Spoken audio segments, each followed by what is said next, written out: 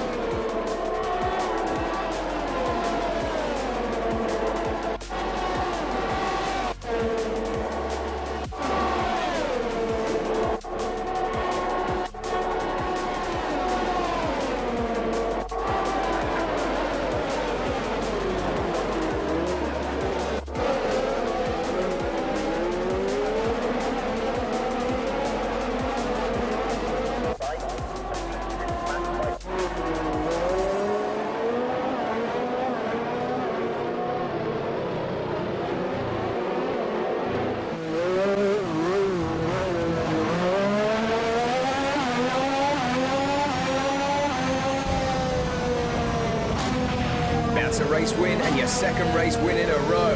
Fantastic job.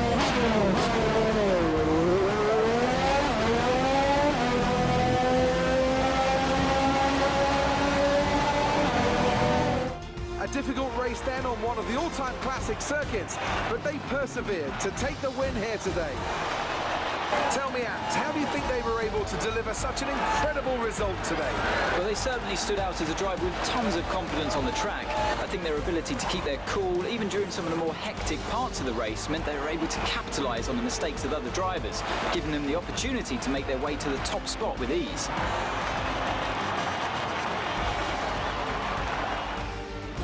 Well, I'm thoroughly exhausted after the excitement of that race, but I'm sure it's nothing compared to our drivers here. They've worked hard to make it up there, and it's great to see them make their way out onto the podium.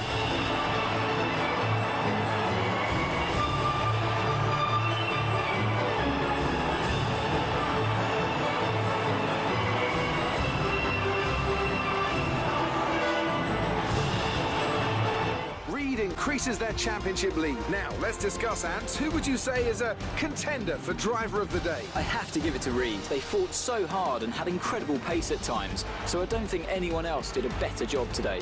Let's move on to the constructors. The current leaders continue to extend their lead at the top. Meanwhile, good work from Aston Martin this weekend, who pushed themselves further up the order.